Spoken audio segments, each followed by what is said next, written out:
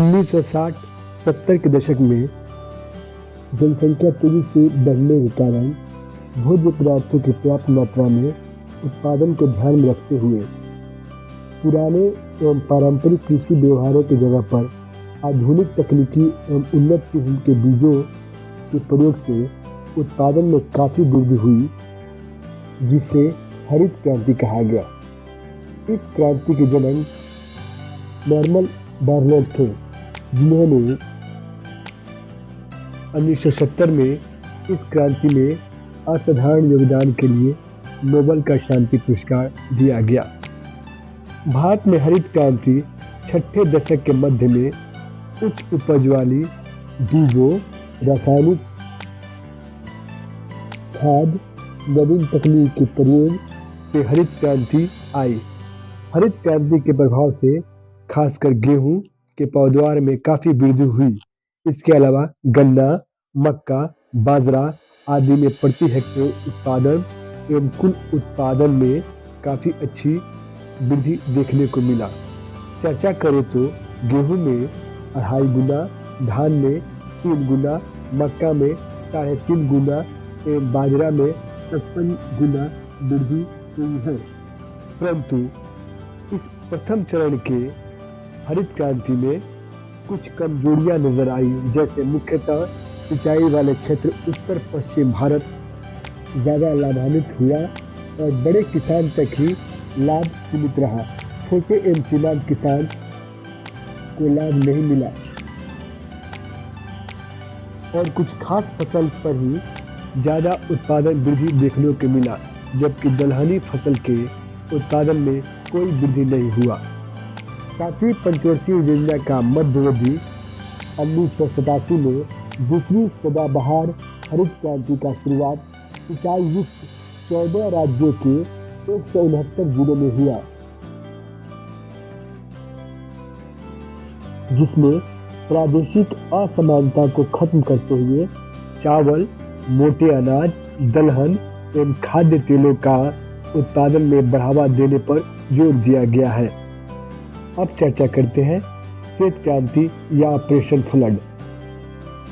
1964 में सघन पशु विकास प्रोग्राम चलाया गया, जिसके अंतर्गत श्वेत क्रांति लाने हेतु पशु मालिकों एवं पशुपालन के नवीन तरीकों पर सुझाव एवं कार्य करने के लिए प्रोत्साहन राशि देकर प्रोत्साहित किया गया, जिससे दुग्ध उत्पादन में काफी वृद्धि हो गई।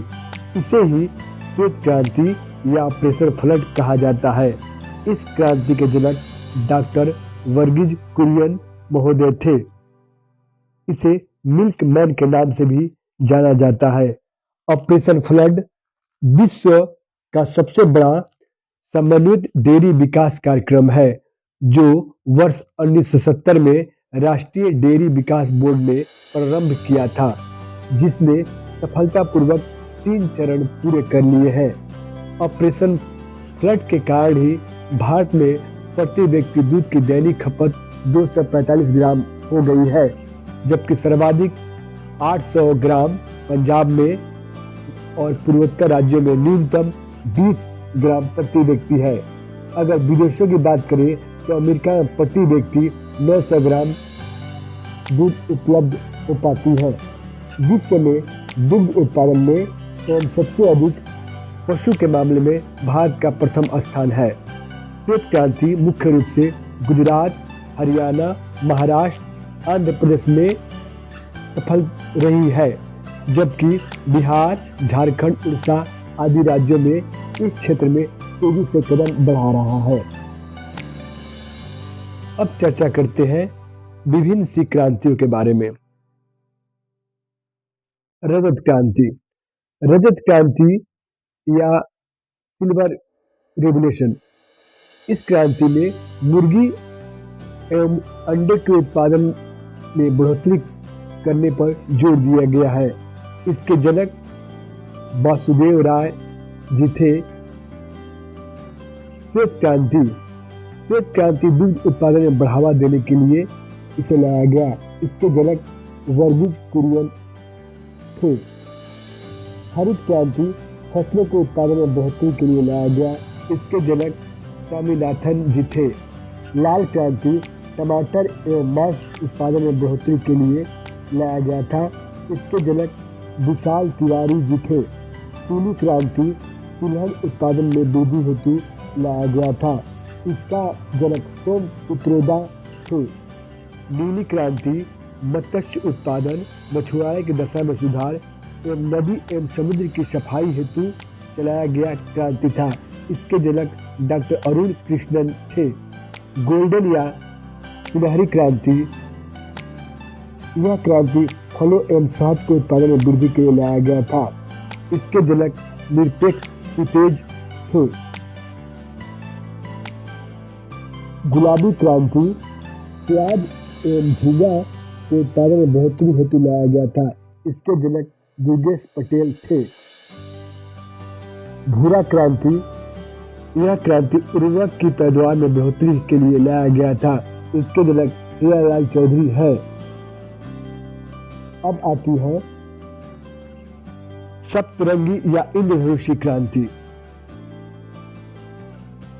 नई कृषि नीति के अंतर्गत वर्ष 2000 में लागू की गई, जिसके अंतर्गत आगामी 2 दशकों में कृषि के क्षेत्र में प्रति वर्ष 4% वृद्धि दर रखा गया है एवं अलग अलग के कृषि उत्पादों के उत्पादन बढ़ाने एवं नवीन तकनीकी का समावेश किया गया है। इसी के अंतर्गत वर्ष 2007 में किसान के हितों के ध्यान में रखते हुए उनके विकास हेतु किसान नीति लागू किया गया। अब चर्चा करते हैं कि सप्तरंगी क्रांति में कौन कौन क्रांति को शामिल किया गया है।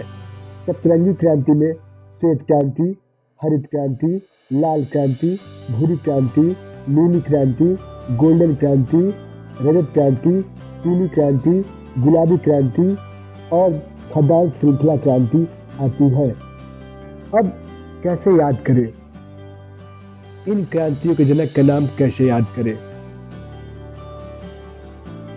अब कुछ टिप्स है जिसको मैं बता रहा हूँ, आप याद रखेंगे। श्वेत वर्ग यानी वर्गीज कुरियन। हरि स्वामी यानी हरित क्रांति स्वामीनाथन, हरि स्वामी। तीसरा लाल विशाल यानी लाल क्रांति विशाल तिवारी, लाल विशाल। चौथी भूरी क्रांति हीरा लाल यानी भूरा हीरा यानी भूरी क्रांति हीरा लाल। पांचवा नीली क्रांति डॉक्टर कृष्णन, तो नीला कृष्णन। 6 नंबर में गोल्डन क्रांति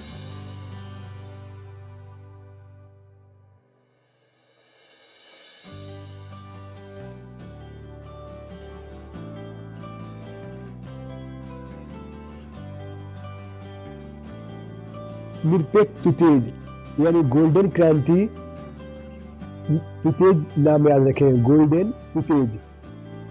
नेक्स्ट में रजत वासुदेव, रजत वासुदेव यानी रजत क्रांति वासुदेव राय। पीला सेम यानी पीला क्रांति सेम पित्रोदा। गुलाबी दुर्ग यानी गुलाबी क्रांति दुर्गेश कुमार। ऐसे आप याद रखेंगे। फिर से अगर याद करा देता हूँ। श्वेत वर्ग हरि स्वामी, लाल विशाल, भूरा हीरा, नील कृष्णन, गोल्डन तुतेज, रजत वासुदेव, पीला सेम, गुलाबी दुर्ग। अब चर्चा करते हैं कि एग्जाम में कभी कभी पूछ देता है कि गोल क्रांति किसे कहते हैं। तो आलू उत्पादन में बढ़ावा हेतु इस क्रांति को लाया गया था। अब आगे चर्चा करते हैं कि काली क्रांति क्या है। आगे चर्चा करते हैं कि काली क्रांति क्या है। वर्ष 2003 में पेट्रोल की मांग को देखते हुए प्राकृतिक एवं गैस मंत्रालय की पहल पर सरकार ने गैसोलीन में इथेनॉल को मिलाकर पेट्रोलियम उत्पादन बढ़ाने का इरादा किया था, जिसके कारण पेट्रोलियम उत्पादन में काफी वृद्धि हुई। इसे ही काली क्रांति कहा गया है। अब चर्चा करते हैं तिरंगा क्रांति।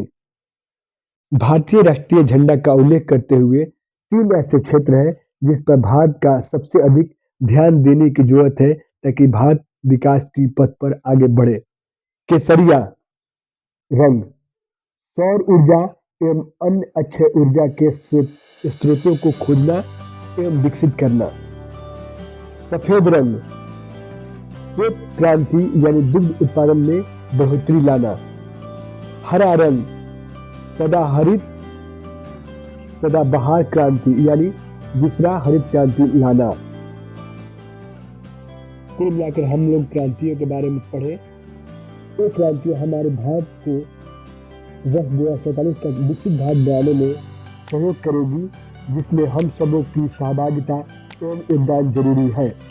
आशा करता हूँ कि हमारी रोचक एवं ज्ञान की बातें आपको अच्छी लगी होगी एवं इसका लाभ उठाएंगे। अगर कुछ पूछना है तो हमें कमेंट करें। मिलते हैं अगली ज्ञानप्रद वीडियो में। तब तक के लिए स्वस्थ रहिए, खुश रहिए। जय हिंद, जय भारत।